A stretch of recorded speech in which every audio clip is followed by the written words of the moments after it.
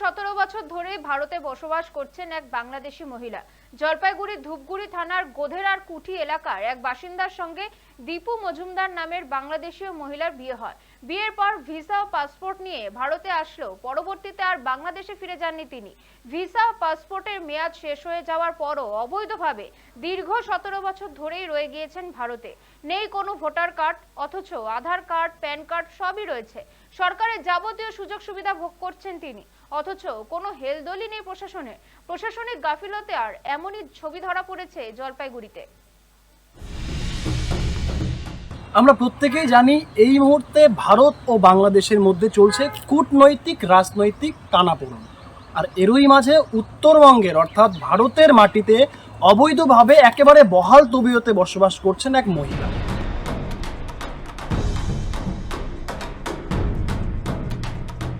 আমার শ্বশুরের 40 বছর আগে জমি কিনছে, সে আমার বাংলাদেশি হয়েছে, তারপরে আমার শ্বশুরের জমি আমি থাকি। বাংলাদেশে বিয়ে করার পর বাংলাদেশে ছিলেন? হ্যাঁ ছিলাম, কত বছর ছিলেন? 4-5 বছর মতন ছিলাম। তারপর ইন্ডিয়াতে কিভাবে আসলেন? ইন্ডিয়াতে আমার জমিন আছে, আমি আসছি থাকার জন্য।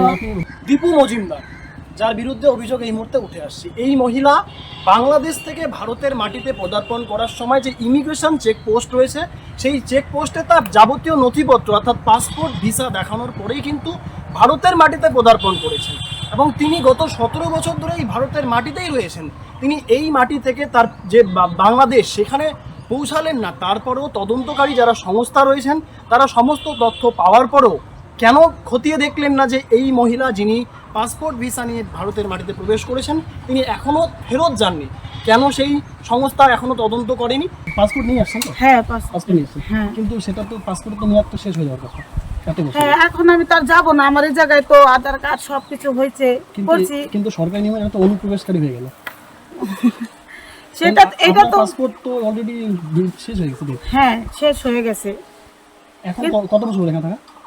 এখন 10-11 বছর হবে। আপনার ভোটার কার্ড, আধার কার্ড এসব আছে? হ্যাঁ। বিয়ে কত বছর হয়েছে আপনার? বিয়ে 17-18 বছর হয়েছে। এই বাড়িতে কার সঙ্গে থাকেন এখন? এখন আমি আমার বাচ্চা নিয়ে থাকি। আমার শ্বশুরের জমিন কিনা করছে, তাহলে এখানে মানুষ দখল করতে আসে আমার জমা জমিন। সবাই মনে করেন যে জোর করে, তার জন্য এখন আমি এখানে থাকি। মানে কত বছর ধরে আছেন এখানে? এই যে 10-11 বছর হবে। এক বছর? হ্যাঁ। ভোট দেন আপনি? না, ভোট এখনো দেই নাই। 10 বছর আপনি ভোট দেন না? না, ভোট কেন দেন না? ভোট হয় নাই এতদিন। মানে ভোটার কার্ড আপনার নেই? না, এখন আছে। ভোট কবে ভোটার কার্ড করবেন? এই যে উঠছে কয় মাস ধরে। মানে কোথা থেকে ভোটার কার্ড করবেন? ধূপগুড়ি। বলছেন আপনার আধার কার্ড আছে? হ্যাঁ, আধার কার্ড আছে, প্যান কার্ড আছে। এগুলো কোথা থেকে করছেন? এখানে করছি, কি বাংলাদেশে করছি? এখানেই না করছি। মানে কারা করি সেটা এটা কারা করবে? গভর্নমেন্ট যা, আমি তো আর নিজে করতে পারি নাই, মানুষ ধরে করছি। লক্ষ্মীর ভান্ডার হয়েছে। আপনি এইসব পরিষেবা পান? হ্যাঁ, সব লক্ষ্মীর ভান্ডার পাই, সবই। আবাসের ঘর পেয়েছেন? না, ওইটা এখনো পাই নাই। না না, আমি জানতাম না। মানে আপনার পার্টি তো, আপনি জানতেন না এখানে এইভাবে আছে অবৈধভাবে? না, আমি সেটা তো আমার পঞ্চায়েত, আমি যে যতদিন থেকে পঞ্চায়েত হয়েছি তার আগেই ওই ডকুমেন্টস গুলা বের হয়েছে। আচ্ছা, তাহলে বলছিলাম ভোটার কার্ড ছাড়া আধার কার্ড, প্যান কার্ড হয়ে গেল? সেটা তো গভর্নমেন্ট, ওইটার দায়িত্ব গভর্নমেন্ট, ওইটার দায়িত্ব আর আমি না। আচ্ছা, আমার তো ক্ষমতা নাই আধার কার্ড বানাই দেওয়ার বা ভোটার কার্ড বানাই দেওয়ার। যারা ডকুমেন্টসটা বানাই দিয়েছে তাদের পাকড়া করা দরকার আমার মতে। তো প্রশাসন, সেটা প্রশাসন দেখুক, যাচাই করে কে দিল। দেখুন, আজকে আমি যখন একটু পঞ্চায়েতের কাছে শুনতে পেলাম যে এই ব্যাপার, হুম তো আজকে আমি প্রথম এই শুনলাম আর কি। হুম হুম। কারণ আমার তো এলাকা নয়, মানে আমার গধেরকুটি এলাকা। আপনারই গ্রাম পঞ্চায়েত তো সেটা? আমাদেরই হ্যাঁ, গ্রাম পঞ্চায়েতের এলাকায়। কিন্তু ঘটনা হচ্ছে কি, আমাকে যদি কেউ না জানায় ততটুকু আমি জানতে পারবো না। তো তথাপি আমি পঞ্চায়েতের কাছে, মানে একটু যখন পুলিশ প্রশাসন আসছিল এখানে, আমি গোপন সূত্রে জানতে পারলাম আর কি যে এখানে পুলিশ প্রশাসন আসে, এই ঘটনা আছে। তো তদরূপে আমি পঞ্চায়েতকে কল করলাম। আমাদের বুথ নম্বর হচ্ছে 15-103 নম্বর বুথ। তো ওনার কাছে আমি শুনলাম, শঙ্কর বাবু। প্রশ্ন হচ্ছে 10 বছর ধরে যেই ব্যক্তির কাছে ভোটার কার্ড ছিল না, সেই ব্যক্তি 1 মাস, এই রিসেন্টলি 1 মাসের মধ্যে তার ভোটার কার্ড হয়ে গেল। এবং আমাদের কাছে যা তথ্য রয়েছে সেখানে দেখা যাচ্ছে তার প্যান কার্ড থেকে শুরু করে আধার কার্ড সমস্ত কিছুই তৈরি হয়ে গিয়েছে। তাহলে এভাবে বাংলাদেশ থেকে এসে কি করে এটা হলো? না, ওটা বিষয়টা আমি আবার ভালো করে আমি তদন্ত করে আপনাকে আমি বিষয়টা জানাবো। কি বা কি করে সেটা তো দেখার আমার মানে ইসে পড়ে না, প্রয়োজন পড়ে না। কারণ হচ্ছে কি, আমরা যত এলাকায় আমাদের গধেরগুড়ি আমরা যে মানে এখানে এলাকায় বাস করি, এখন সব মানুষের পরিচয় নেওয়া কিন্তু অসম্ভব ব্যাপার আছে। তথাপি এখন গ্রাম পঞ্চায়েত এখানকার আছেন, হ্যাঁ, কিন্তু বিষয়টা যতক্ষণ আমাকে না জানাবে ততক্ষণ আমি তো জানতে পারবো না। তাহলে এইভাবেই যে আধার কার্ড থেকে শুরু করে প্যান কার্ড, এই কাগজপত্রগুলো কিভাবে তৈরি হয়ে যাচ্ছে বাইরে? যখন এটা কিভাবে হচ্ছে, এটাকে ধরতে হবে এজেন্সি কে আছে, কোথা থেকে বানাচ্ছে এটা অবশ্যই তদন্ত করে প্রশাসন লেভেলে যেহেতু পৌঁছেই গেছে ব্যাপারটা, আমি একটাই রিকোয়েস্ট করব, ওর তদন্ত করার দরকার আছে। নাইলে তো এইভাবে বারংবার বাংলাদেশ থেকে আসবে বা যেইভাবে আসুক, এইভাবে ভুয়ো ভোটার কার্ড, ভুয়ো মনে করো যে আমাদের আধার কার্ড বানানো তো ঠিক হবে না। এটা তো আমাদেরই ক্ষতি, আমাদেরই দেশের ক্ষতি।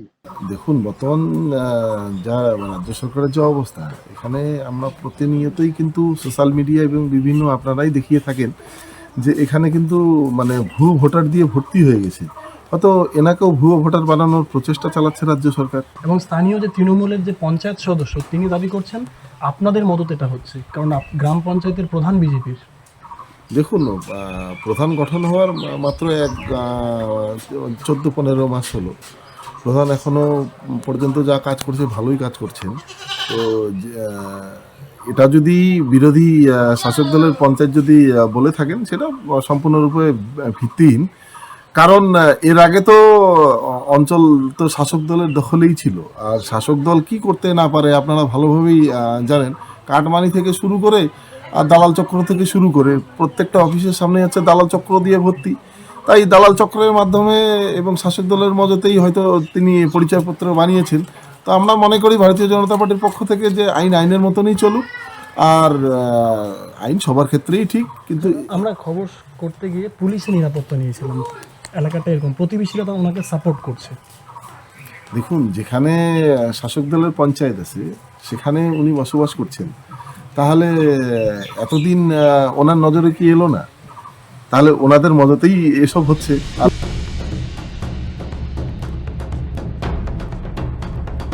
অভিযোগের ভিত্তিতে এই দীপু মজুমদারের বাড়িতে যখন আমরা উপস্থিত হই, তিনি যেই বাড়িতে এই মুহূর্তে রয়েছেন সেখানে যেমন আমরা পৌঁছাই, পাশাপাশি স্থানীয়রা জমায়েত হন এবং দাউকিমারি ফাঁড়ির যে পুলিশ তারা সেখানে উপস্থিত হন। এখন দেখার বিষয়, ভারতীয় আইন 14 ফরেনার্স যে অ্যাক্ট রয়েছে সেই মোতাবেক এই মহিলাকে অবৈধভাবে বসবাস করার জন্য পুলিশ তাকে গ্রেপ্তার করে তদন্ত করে, নাকি পুলিশ বাংলাদেশে ফিরে নিয়ে যাওয়ার একটা ব্যবস্থা করে, পুরোটাই যেমন দেখার বিষয়। পাশাপাশি আরেকটি সবথেকে গুরুত্বপূর্ণ বিষয়, এই মহিলা বিগত 10 বছর ধরে ভোট প্রদান করেননি, এমনটা তিনি অন ক্যামেরায় স্বীকার করে নিয়েছেন। পাশাপাশি তিনি যেমনটা বলছেন যে প্যান কার্ড থেকে আধার কার্ড বিগত কয়েক বছর ধরে তার কাছে রয়েছে, ইভেন গত 2 মাস আগে তার কাছে নাকি ভোটার কার্ডও হয়ে গিয়েছে।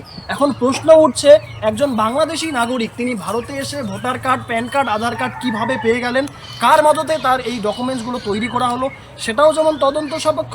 এবং পাশাপাশি এই মহিলা ভারতীয় আইন অনুযায়ী তার বিরুদ্ধে কি পদক্ষেপ নেওয়া হয় সেটাও কিন্তু দেখার। জলপাইগুড়ি ধূপগুড়ি থেকে ক্যামেরায় আর্থিক দত্তের সঙ্গে সানি, সময় কলকাতা।